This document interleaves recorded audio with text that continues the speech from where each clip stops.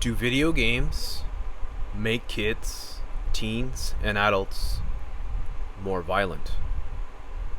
I think the question specifically here is dealing with kids. It's one of the reasons why I started up Supreme Lord Commander, was to just see what everyone was playing, analyze it, talk about what it's all about, how it's programming people, is it conditioning people to be more antisocial, living their lives vicariously through a virtual sort of paradigm.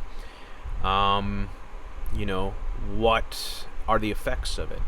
How are these violent games the kids are playing over and over again, where you're shooting people, and they become more gory, more graphic? What is the effect on children? Does it make them more violent? It's a very good question, is it not? Something that you should ask yourself, especially if you have children. Well, the American Academy of Pediatrics says yes, it is having this effect, and it's a big deal. All right, so let's check out this article here from today on the CBC. I'll post a link for it below. Updated: Pediatrics experts make recommendations to curb virtual violence in children's lives. No way to tell who is vulnerable to link between violence and aggression until it is too late. The immersive and inescapable way children and teens are exposed to violence. I'm going to make this a little bit bigger here. In their media diet on social media apps, video games, and movies can make them more aggressive and fearful, the American Academy of Pediatrics says in a new policy statement. The group released its updated advice titled Virtual Violence in Monday's online issues of the Journal of Pediatrics. All right, so we switched. Here's a quote here from Dr. Dimitri Christakis. We have switched from calling it screen aggression or screen violence to virtual violence to capture the more immersive ways children can experience media violence today, said Dimitri. All right, so a pediatrician from the Seattle Children's Research Institute and principal author. This is a really important question, I think. Very soon it's going to be virtual reality violent games. That makes the experience that much more intense, and the recommendations that much more important. Quality screen time has been dominated the conversation about how parents can reassert control of their children's media habits. Christakis said, while limits are needed, it's more important to focus on quality, he said, adding, the media can be educational and entertaining, but there's also risk. Your child might be at a greater risk than others, particularly when parents see aggressive tendencies in their children. They should make very concerted efforts to reduce the violence in children's media diet. I know from family, kids in our family sort of thing, getting aggressive with, watching Batman or something. Next thing you know, the kids run around hitting other kids, claiming, I'm Batman, essentially. You got young kids growing up with this stuff, and it's a different world.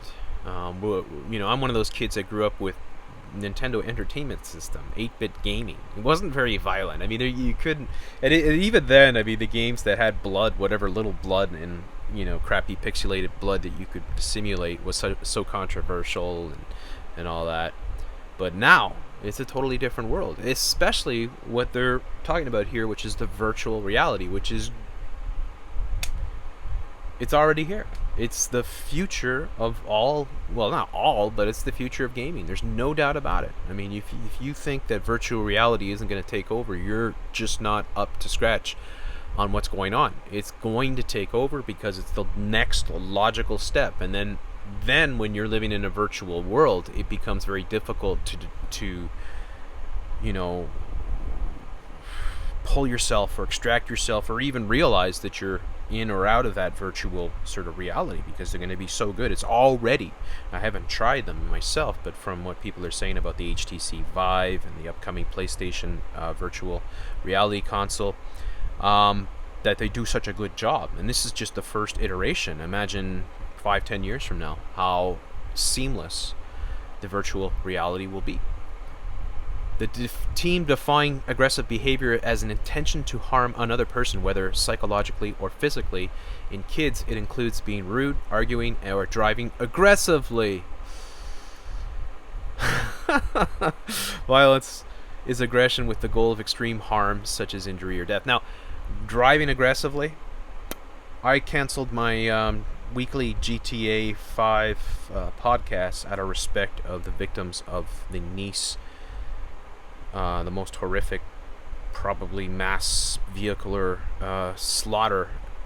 I don't know if it's ever or what, but I mean, 84 people dead as some Muslim terrorist, alleged Muslim terrorist, decided to go on a rampage and drive a truck down a closed off road where people were partying and watching celebrations, fireworks, and listening to live rock music, and they literally didn't have a chance because they couldn't see what was coming towards them. And when I play Grand Theft Auto, I'm always driving on the sidewalks. You know, I was telling people the other day, I saw, you know, I do that on purpose. It's because I'm hosting a live show, and I try to make it as entertaining as possible. So when you're driving from A to B, you know, people see me driving, you know, sometimes they think I'm really bad at driving, but really I'm doing it on purpose because I'm trying to be entertaining and I'm trying to host a show. But then again, I realized, like, there's no way I would ever drive like that in real life. No way. I'm actually a very, very careful driver. If I'm anywhere in children or a park or anything like that, I'm looking everywhere. All right? So, but that's me. But somebody else might do that and then go out in real life and do it. And it's happened. It's happened. There was my buddy Greg, where he lives off the island of Montreal here. I think it was like maybe 6-7 years ago. There was a horrible incident where there were these guys that were driving, they were racing, and one of them lost control of the car, and it was like 3 o'clock in the afternoon, and there was a 3-year-old kid that was just playing on the front lawn, and the car, you know, went off the road and hit the kid, killed the kid instantly. And the person who committed the act had a copy of Need for Speed on the passenger seat. So they'd just been playing Need for Speed, and they went out and tried it for real life. So there are definite effects of this. So here are some of the recommendations. And the problem too, of course, is that parenting is almost non-existent these days. I mean, kids are raised by their television, by their video games, by the media, by their schools, the institutions, their peers. And that's why they're all going around doing DARPA's work for them with the Pokemon Go and videotaping every nook and cranny that is Google Earth wasn't able to do, so that they can create this incredible virtual, this incredible surveillance state. It's not a virtual state, it's a surveillance state which they're creating. So let's see what the American Academy of Pediatrics recommends. So parents should be mindful of their child's consumption and should watch media and play games along with children. I agree with that. Absolutely. You know, play games with your children. See if they're having an effect. Protect children under age of 6 from all virtual violence because they can't always distinguish fantasy from reality. Absolutely. Should be playing GTA or anything that's violent or gory.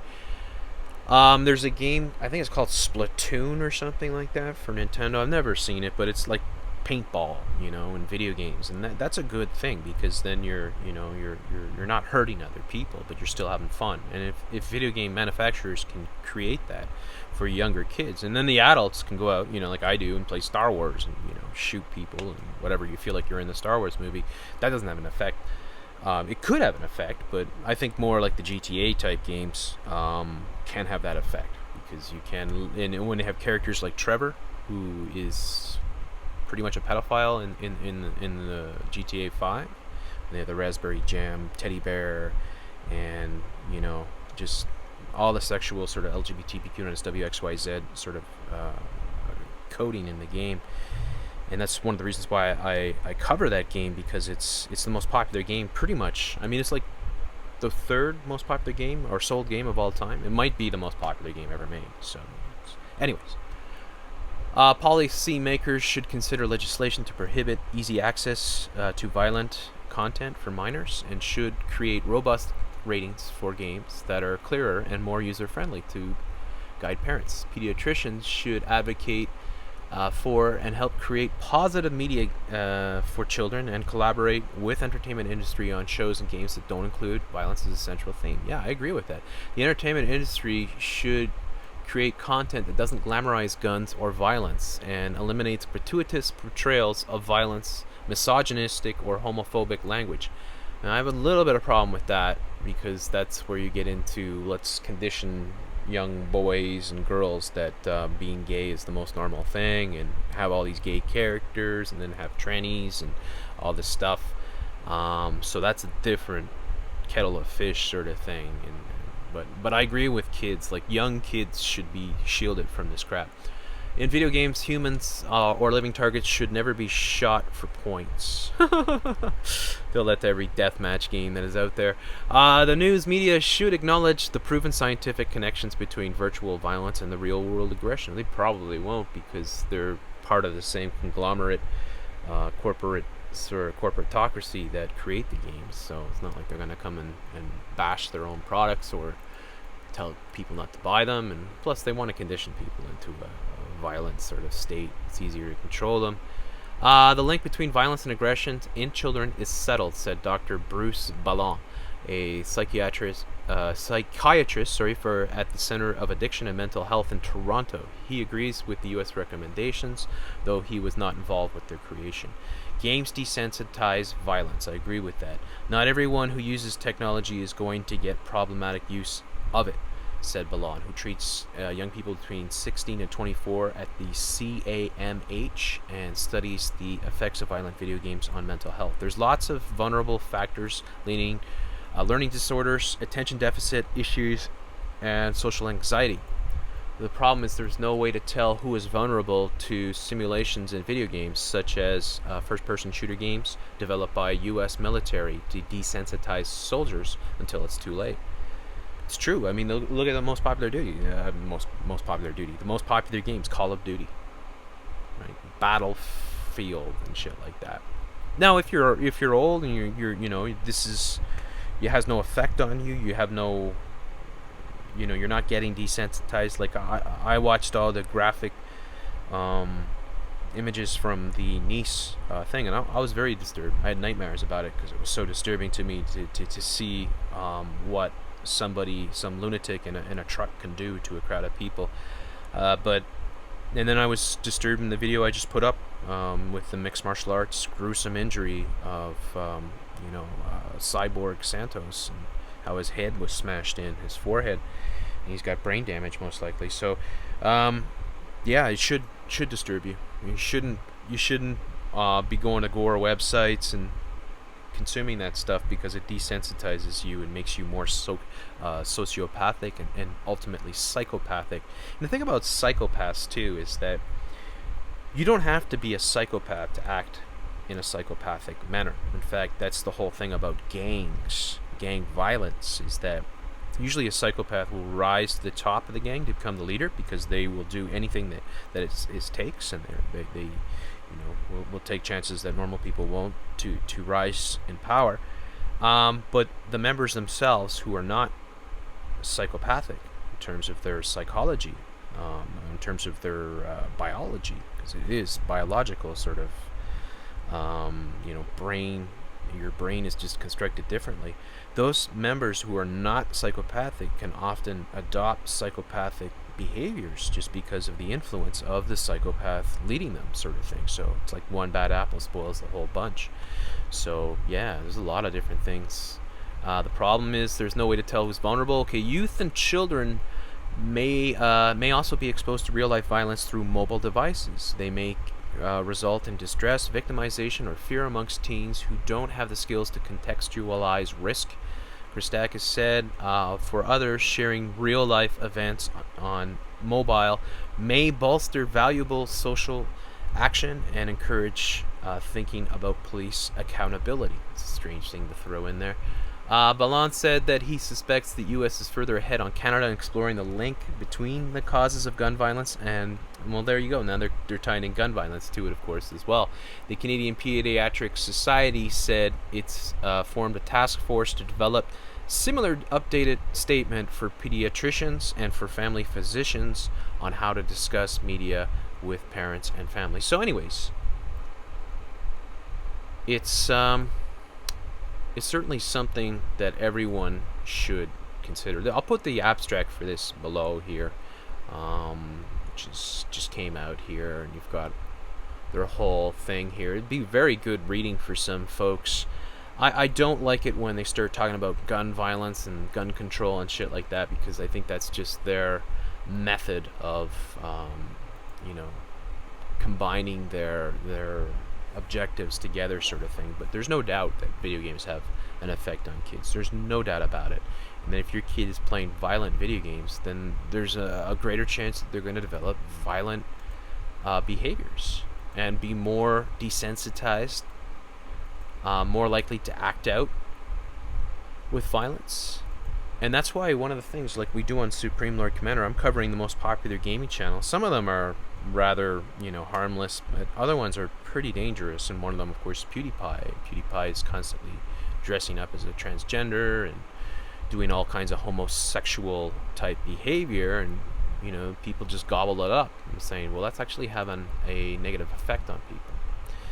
So these games here can be dangerous in the wrong hands. I mean, they're not dangerous for me to play, not dangerous probably for you to play, unless you're a psycho. But if they are played by people that have these problems, it can bring out the worst in them. So that's something to consider. But then again, how much censorship is too much, and where do you draw the line? Well, I think you have to look at the age, and you have to listen to the pediatricians who specialize in trying to understand children and how they are psychologically affected by these things. But I think there's no doubt that kids, you have to be careful with your kids. So if you've got kids, you've got to keep an eye on what they're playing, and take note of their behavior. If they're playing a video game, and then you notice right after playing the game that they become angry or aggressive or disobedient or whatever, then you probably know that the game is having a negative effect on them, and is having. So you see this violent games, non-violent game players, more parts of the brain are lit up. Violent game players, probably their lizard brain part that gets lit up the most, and it's unfortunate, but this is something that is definitely worthwhile, and I'm going to get more into this, and this is one of the main reasons why I do this work on this channel and started this channel. So I think that people need to really question how violent these games are becoming, especially when it comes to children. People like me, it's not going to have much of an effect, although it can still. I mean, I can still feel it sometimes. That's why I didn't do the GTA 5 this week, because I didn't want to promote any sort of reckless driving behavior, and I wanted to be respectful for the people that died in Nice. Anyways, thanks so much for listening. Please leave your thoughts below. Make sure you're subbed to the channel. Give me a thumbs up if you like the video. And look forward to reading your comments. Have a wonderful day.